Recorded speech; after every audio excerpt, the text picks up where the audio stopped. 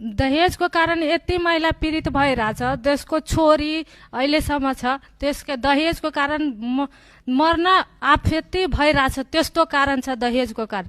म सरकारलाई यस्तै अनुरोध गरिरहेको छु, दहेज त मुक्त होस्, त्यसलाई म यति अनुरोध गरिरहेको छु, दहेज मुक्त होस्।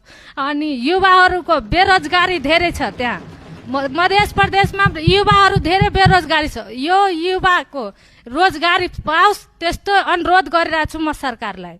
अनि त्यहाँ कृषिहरूको अवस्था यति गम्भीर छ, त्यो कृषिहरू सिँचाइको पानीको लागि यति अभाव छ, यो कारणको लागि किसानहरू म पनि एउटा किसानको छोरी हो, यो सबै थोक भोगेर आएको।